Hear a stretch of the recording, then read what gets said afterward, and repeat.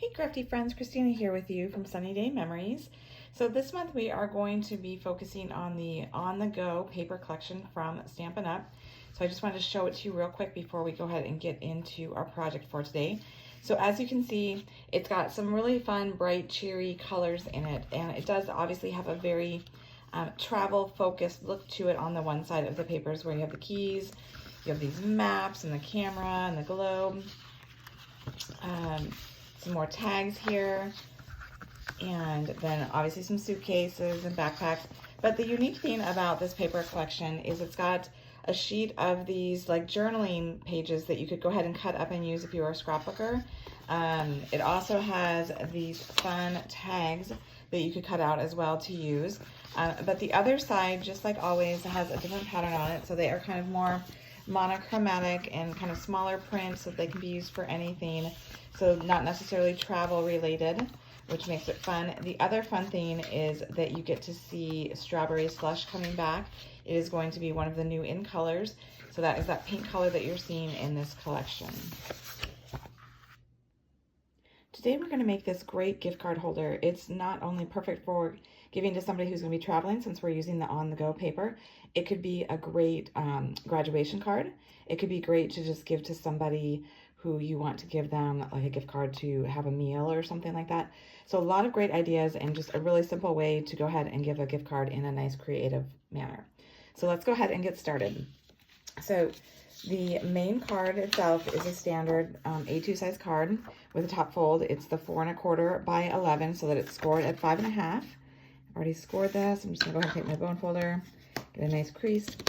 So this is just in our basic white here. And then I am taking, and I want to pull out that azure afternoon color. And so I have a piece of that measures 4 inches by 5 1/4. So it's just 1/4 inch of that white to show through. So I am using a retired paper that has it because I like the kind of texture. I'm not sure how well that's showing up. Hopefully you can see that.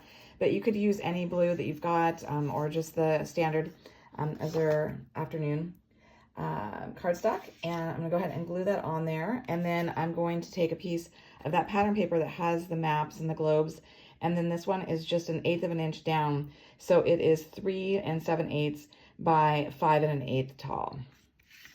Okay, so I'm putting it on this pattern paper. So one note is make sure if you are doing, using the same paper or a different paper that you have on hand, if it has a direction to it, make sure you are adhering it so that it's the correct way, so that when you open it, obviously it's not going to be upside down. So just a little tip there. I know it seems silly, but sometimes it happens, right? We glue things down and we don't really think about the order in which it should go. So then I took a piece of another pattern from this collection here with the Shy Shamrock, and it's got the luggage on the back side. This is a 3 by 3. I'm going to take my paper trimmer. Let me just grab that real quick. And we're going to cut it at a diagonal to create that little pocket. So if you've never done this before, this is a really easy way to go ahead and create a pocket for your projects. Just kind of figure out the size of what you want to go in that pocket before you go ahead and cut down your paper. And so I kind of just looked at a gift card to figure out how big I should have my piece be. And so 3 by 3 is a great size for a gift card. So whenever I'm doing a diagonal cut, I like to bring my blade into the center of it because the paper is kind of thinner, and so then you have less likely that you're going to bunch up those corners when you go ahead and cut it on the diagonal. So now you have 2 triangle pieces, and all I'm going to do is crisscross them to go ahead and create that pocket. So super simple, right? So because I want this to be really sturdy, I am going to use our tear and tape because I want to make sure when they're pulling the gift card out that it doesn't come undone, that it stays nice and strong.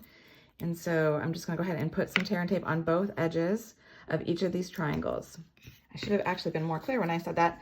So you're not going to be putting any tear and tape on the diagonal cuts, the 2 diagonal sides. So you're putting it on the 2 straight edges, just so that's clear. And then I wanted to make sure that I had a nice background for that gift card. You could just go ahead and adhere those 2 triangle pieces to your card as is, but I thought it would be nicer to go ahead and take a piece of solid Shy Shamrock cardstock. This measures 3 by 4, and so it's the same width, so that way it aligns very nicely, but it's a little bit taller, so that way when you put your gift card in there, it fits nicely. And so I'm going to go ahead and adhere. Actually, first I'm going to remove these backings to my tear and tape, and then I'm going to adhere these down so that it creates that pocket. So the first one, I'm going to go ahead and put down on the left-hand side, and you're just going to go ahead and have it be matching up flush with the edges and the bottom of that Shy Shamrock, just like that. And then I'm just going to go ahead and take these off and do the same thing where it crisscrosses right overlaps that. So then it's going to be open here on those two diagonals, because remember we didn't put any adhesive there, so then the pocket is created and you can put your gift card in there. All right, again, go ahead and line this up with the bottom and the right-hand side this time of that Shy Shamrock cardstock. So I'll just show you, let's go ahead and take that gift card out. So then you can go ahead and slide your gift card in there and see it works perfectly because your adhesive makes it tight enough that it won't fall out. It is kind of a tight fit. I mean, not too tight, but it's tight enough that it won't fall out, like I said. So that is nice. And then I wanted to, again, tie in that Azure Afternoon. So I went ahead and I took another piece of that. And again, just 1/8 of an inch difference.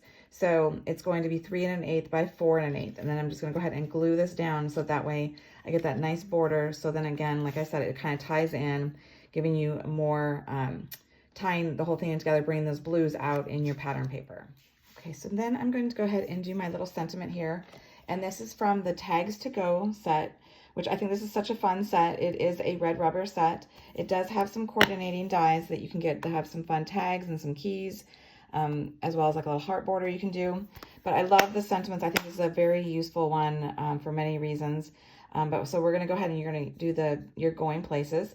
I thought that it's great if you're going to use it as a graduation card, but like also if you're putting it in as a little food thing, it's just kind of a cute way. You're going to be going to this restaurant because I gave you a gift card, right? So I'm just taking a piece of scratch white and my Memento black ink, and I'm going to go ahead and first stamp my sentiment, and I'm going to actually do it kind of at an angle because I want to make sure that my die will fit over it nicely. So just make sure you got a good inked image. So I've got that stamped, and normally you could go ahead and stamp or die cut first, either way, but because the image itself is so close in size to the die that I'm using, I wanted to stamp first and then use my die. So I'm using the Stylish Shapes. I'm using this banner piece here. The nice thing about these dies, if you're not aware, is it actually cuts out two things. So, and I'll show you after I run this through my die cutting machine, but it's going to cut out that that inside pennant banner thing there, not pennant, that banner. And then it's also going to have an outside frame that's going to go around that. So if you did cut down your cardstock how you wanted it to be, you could get two pieces. You could have a frame in that shape, and you could also have that internal piece. So I'm going to go ahead and run this through my die cutting machine, and then I'll be right back. All right, so another little trick I'll share with you, like you can see here, if you are wanting to cut out a die and you've got like your sentiment or your stamped image already on it, it's good practice to go ahead and use some masking tape or some washi tape just to go ahead and tack it down so that when you run it through your die cutting machine, you know it's not going to move and shift, and so that it's exactly how you want it to be. So I've got like my internal piece, like I said, and then you can see I've got this outer frame. So if I had cut this down to size and had like it be a little bit closer, then I would have had a frame that I could have used as well. So it's kind of a fun dual purpose die. So then I'm going to go ahead and use some dimensionals behind this to go ahead and give it some lift. I'm going to put 2 of them on here. So you can use your 3D foam. And I'm going to go ahead and stick this right across where the point meets of those 2 angles, and I'm going to center it from left to right, just like that. So before I stick it down though, I want to go ahead and tie on my twine so that way then I can glue it down afterwards. So that way it kind of hides the twine from the back side. So I am using, this is the new Pack Your Bags twine. It's in the colors that are in this On The Go pack, so you know that it's going to coordinate nicely. So I'm going to go ahead and use the Azure Afternoon, and I'm going to wrap it around a couple of times, and then I'm going to tie it into a bow here in the front. All right, whenever I do this, I go ahead and I wrap the one strand around both those strands so that it's connected, and then I go ahead and start doing my bow, so that way it kind of holds the pieces together, and I know it's not going to move around or get looser. And so I go ahead and tie my bow, and then I kind of futz with it a little bit to kind of get the little loops the same size, how I want them to be.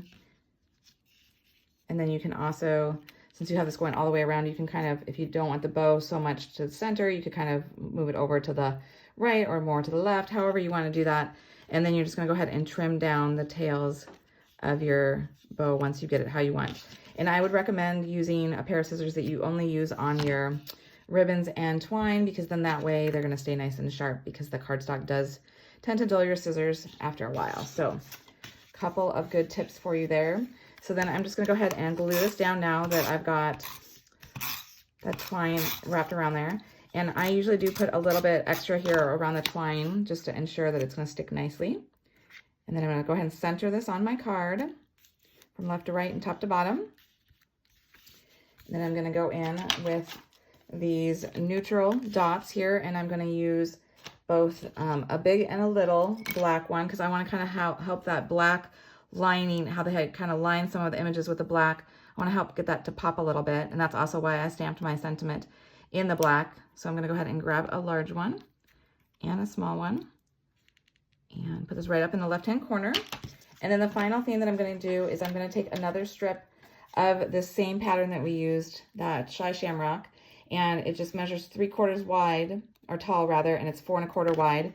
And you'll see here on my sample, I've just gone ahead and glued it to the inside bottom, just so that it gives it a nice tie-in, and it just gives it a fun look on the inside. Whenever your recipient opens it, it just looks all complete, right? It just gives it a nice, complete, well-done card. Just like that, super simple, but it does tie in nicely. So there you have it. I hope that you've enjoyed it, maybe learned a couple tricks, and please be sure to like this video and subscribe to our channel so that you don't miss future videos. And until next time, stay crafty.